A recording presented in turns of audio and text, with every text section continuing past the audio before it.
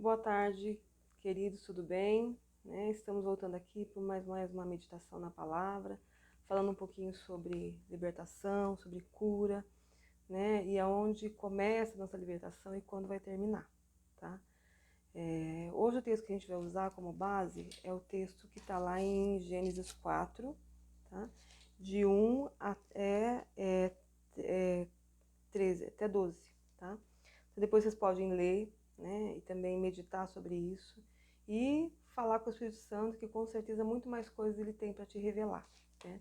Mas eu queria compartilhar com vocês algo que o Espírito Santo tem me falado sobre esse texto, né? Que é um texto bem importante, porque ele já está apontando para um lugar, né? Um lugar de arrependimento, um lugar de escolha, um lugar de mudança de vida através da confissão, né, que vai nos levar à libertação, que está em Jesus, que foi dada através da morte de Jesus. Nesse texto então é apresentado ali o pecado de Caim, né, pela oferta que ele apresentou, e a morte de Abel pelas mãos de Caim, né? E quando Deus fala para Caim que ele rejeitou a oferta de Caim, né, que o texto fala que a oferta de Caim foi rejeitada, é porque ele estava oferecendo para Deus do fruto, né, e essa palavra fruto ali, ela tem sim a conotação de fruto da terra, né, mas também assim, ela traz como a carnalidade. A gente quer apresentar para Deus os frutos da carne e para achar lugar levando isso como oferta para Deus, né? É isso que a religião faz, é isso que o povo de Deus fez a vida inteira, né? Que foi para justamente mostrar que pela mudança somente de comportamento ou pela lei, né? Não se vai se gerar salvação, não vai se gerar mudança, vai sempre cair nos mesmos pecados, vai sempre continuar fazendo as mesmas repetições. E essa palavrinha também, fruto ali, também fala de descendência, de gerações, por quê? Porque vai continuar essa obra da carne sendo repetida nas gerações como pecado geracional, né? Então a gente vem de pecados geracionais e vai continuar se repetindo se você continuar oferecendo, trazendo ofertas da carne, né? Não aceitando a entrada de Cristo na tua vida para gerar arrependimento, que é a primícia, tá? Então, por que ele aceitou a oferta de Abel? Porque Abel trouxe a primícia, né? Ele mostrou o que estava no coração, ele mostrou que a primícia, que Deus era o primeiro no coração dele, né? E tem uma frasezinha que fala, ao passar de dias. Ao passar de dias, estava falando, ó, não está, ao passar de dias ele trouxe do fruto da terra.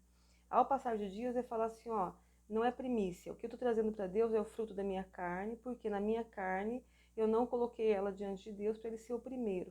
E o fruto que eu gero é fruto da carne. O fruto que eu vou oferecer para Deus é o fruto da carne. E no fruto da carne estão todos os pecados da carne, né? Que eles se repetem, que gera maldições e castigo. Que o castigo, na verdade, é a maldição. E a gente oferece para Deus isso. E se não oferecer para Deus a oferta de Abel, que é a primícia, que é a oferta do primogênito, e aceitar, para onde que Deus aceita, que a gente se oferece diante de Deus, pelo sangue de Jesus, e Deus nos aceita como filhos, nos adota como filho, e não passar por esse processo de entrada pela porta, mas depois receber o Espírito Santo, que auxilia, que consola, que nos convence da justiça, do pecado e do juízo, para nos transformar a figura do varão perfeito, a estatura do varão perfeito, a imagem e semelhança de Deus, buscando a santificação, a gente vai estar sempre, mesmo muitas vezes, entrando pela porta e não entendendo a palavra de Deus, né, como a Bíblia fala, meus filhos eles morrem por falta de conhecimento. Por não conhecer a palavra de Deus, a gente não gera esses frutos de arrependimento e vive uma vida que não é abundante, né? Vive uma vida com perseguição espiritual, vive uma vida com lutas espirituais, não que a gente não vai ter, mas Deus nos deixou capacitado, né, para vencê-las, que é sujeitando-se a Deus, né? E resistindo ao diabo, que ele vai fugir da gente, né? Mas é se sujeitar a Deus, a sua palavra, a toda a sua verdade, né? Então, quando a gente não entende a palavra e não busca nela, não busca ela como a pia de bronze, o espelho que mostra quem a gente é, e não indo até Jesus com o sacrifício de Jesus e entrando pela porta, né? Para receber o Espírito Santo que nos leva ao arrependimento, a gente não vê os frutos de salvação, a gente não frutifica o fruto do Espírito Santo, né?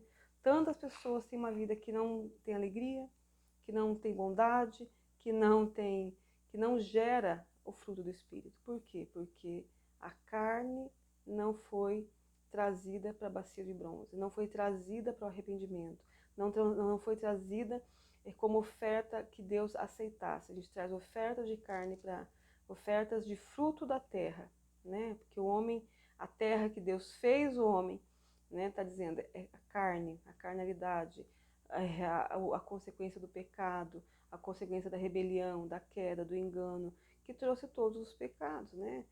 Que o primeiro deles, o maior deles é não amar a Deus sobre todas as coisas, né? Que vai gerar todos os demais, né? Os outros 9 e os outros tantos que geraram, que tem lá as listas, né, no Novo Testamento, dos pecados que habitam em nós em prol por causa da queda, né? Então, o grande engano do cristão é achar que ele veio para Jesus, né? Ele foi lavado com o sangue de Cristo, mas que não usa o auxiliador, não faz uso do auxiliador para ir para a palavra, e não usar a palavra como uma bacia de bronze, sendo convencida pelo Espírito Santo da justiça, de quem eu tenho que ser em Cristo, do pecado, aquilo que eu cometi e cometo, pela influência daquilo da onde eu vim, né, da descendência que eu vim, do jeito que eu fui criada, né, e do juízo, aquilo que me trará ao não arrependimento. Por que a Bíblia fala tanto da questão de que Davi era um homem segundo o coração de Deus? Porque em Davi foi visto o fruto do arrependimento em várias situações, né? Então, Davi não foi rejeitado como Saul, por quê? Saul errou. Porque ele está falando, ó, todo mundo vai errar. Mas a diferença de Saul e de Davi foi o arrependimento. Não foi achado arrependimento no coração de Saul. Como foi achado, como também não foi achado arrependimento no coração de Esaú. Como também não foi achado arrependimento no coração de Caim. Tá? E esse fruto, se não for produzido, que só é produzido pela passagem pela porta e pela vinda do Espírito Santo nas nossas vidas, não vai ter transformação. Não vai gerar em nós o fruto do Espírito, né? Quando lá no Velho Testamento toda a visão que a Bíblia traz sobre o povo de Deus, que não conseguiu se livrar do pecado, mas repetia os mesmos pecados, foi o tempo todo que tinha juízo, que tinha castigo, foi para dizer, olha, se não entrar pela porta, e se não tiver arrependimento, não vai ter mudança, né? Mas o arrependimento só vem pelo trabalhar do Espírito Santo, pela ajuda do Espírito Santo, para nos convencer e nos mudar, para nos fazer mudar de vida. Então, o grande erro, o grande problema hoje, assim, né, que existe nas igrejas é que a gente entrou pela porta, né? Pela porta das ovelhas, que é Jesus.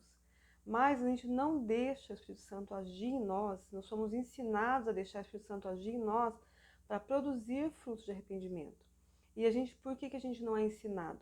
Porque a gente não escuta o Espírito Santo, né? A gente acaba não observando todas as coisas que acontecem ao nosso redor, que está dizendo, né? Quando a Bíblia fala assim, que todas as coisas cooperam para o bem daqueles que amam a Deus, que todas as coisas ao nosso redor vai cooperar para a nossa salvação, vai cooperar para a nossa cura, vai cooperar para a nossa libertação. E a gente se limita na igreja a viver a mudança de comportamento e os rituais. Então, eu vou fazer libertação, tá? Vou fazer libertação, e vou lá, preencho o questionário, claro que o Espírito Santo vai agir, porque tem uma busca mínima ali de você escutar, você lembrar aquilo que você viveu e que tem que ter arrependimento, ou que os seus pais viveram, e aquilo que teus pais viveram, com certeza você também está vivendo, porque a Bíblia fala de repetições, repetições, repetições, repetições, por quê? Porque se não houver quebra, se não houver ação do Espírito Santo nesse pecado, e tiver arrependimento e confissão, vai estar se repetindo. Sendo crente ou não, vai estar se repetindo, né? E a Bíblia mostra isso e a gente acaba achando que não, né? E o espírito e o diabo coloca espírito de credulidade na igreja para que a gente não acredite, né? Zomba, né? Ah, não, isso aí não. E faz lá a renúncia, a libertação naquele único momento e se encerra ali esse processo, né? E não é assim. A salvação é um processo, né? A troca de vestes é um processo. Enquanto a gente estiver vivo, a gente está no processo de cura e de libertação. Se a gente negligenciar isso, a gente está negligenciando a vida abundante, né? Às vezes não perde a salvação, e algumas pessoas até perdem. Por quê? Porque o pecado, a iniquidade, que é um pecado geracional, ela vai te puxar de volta para o mundo. Ela vai te puxar para continuar vivendo a obra da carne. Porque você tem que dominá-lo, como Deus falou para Caim. E dominá-lo não é uma coisa assim de você fazer uma leiturinha e você não investigar na palavra, e você não se colocar diante dela, e você não perceber os sinais. Quantas pessoas estão na igreja vivendo uma vida que não é abundante? Quantas pessoas estão na igreja com perseguição de mentira, né? De espírito de mentira. A pessoa faz tudo, tenta fazer tudo certo, tem sempre um contrato mentiroso, tem sempre uma sociedade que está envolvida com mentira, tem sempre alguém que fala assim, ah, aquela situação que você está envolvida por mentira e não sabe nem por quê. Por quê? Porque tem pecado de mentira que não foi confessado e que não foi atentado. E que a pessoa passa a vida toda cristã, vivendo à margem de uma vida abundante, porque não foi para a pia de bronze, não foi olhar, não foi para a palavra e não observou os sinais, porque todas as coisas cooperam para o bem daqueles que amam a Deus. Tudo que você vive é Deus falando que eu estou cooperando com você, para que você entenda que tem um pecado que você tem que confessar. Eu conheci uma moça que ela teve 9 roubos de carro. 9. E a gente tem na igreja, ora, claro que Deus ele é o ajudador, ele vai te tirar na hora de você estar se afogando lá como Pedro, né? Da falta, às vezes, de fé. Ele vai nos tirar de muitas coisas, né? Só que não cessa sem o arrependimento e a confissão. Né? E ai, da onde veio? De pais que roubaram, de pais que extorquiram, de pais que roubaram, de gerações roubando. Você vem para a igreja e os roubos continuam. E você acha que não, vamos orar, vamos jejuar. Claro, tem que fazer isso mesmo, para a gente poder ficar mais sensível à ação do Espírito Santo nas nossas vidas e a gente ser transformado e ser mudado pela ação do Espírito Santo, né? E que aquilo venha à luz, né? Porque a Bíblia fala que tudo que tiver oculto, o desejo dela é que fique para a luz, né? E a nossa luz não brilha se a gente não tiver limpo, se os vasos não estiverem limpos. Da mesma forma, nosso som não sai se os chifres não tiver sem carne, né? E daí sem som de chifre não tem vitória. Por quê? Porque o chifre ele era usado nas batalhas para que se desse sons para fazer o exército avançar, sons que pudesse fazer ele parar, sons que você pudesse avisar, né? Como se fosse atalaias mesmo para falar que o exército estava vencendo, tá? Mas para esse chifre sair um som adequado, teria que ser ele tá sem carne dentro, né? Então assim, vamos consultar a palavra, mas acima de tudo, observem os sinais, né? Quando Jesus falou lá para os discípulos, esse homem é cego por quê? Porque os pais pecaram, porque ele pecou, e Jesus falou que era para a glória de Deus. Então, nós estamos num tempo de que a gente nega, né? Os discípulos sabiam que tinha muitos castigos que eram porque os pais pecaram. Tinha muitos castigos que eram porque a pessoa pecou. E tem muitas coisas que a gente vai viver depois de ter uma vida passada limpo, né? Que é para a glória de Deus, né? Só que a gente não pode achar que tudo que a gente vive é porque a gente agora é crente, é porque a gente está sendo perseguido, sem pedir a ação do Espírito Santo para ver as nossas vidas, para ver os pecados, para consultar, para ver o fruto da terra, né? Para não ficar oferecendo para Deus o fruto da terra, tá bom? Então fica aí um pouquinho de uma meditação, né? É muito mais que isso, né? Salvação é muito mais do que levantar a mão e falar Jesus é meu Senhor. O processo de senhorio de Jesus nas nossas vidas é nos levar a se render a Ele em cada vez que um pecado é confrontado, né? E não gerar em nós, como gerou em Caim, a ofensa e a raiva por não aceitar a correção do Senhor. Tá bom? Uma boa tarde para todos, fiquem na paz, que Deus os abençoe.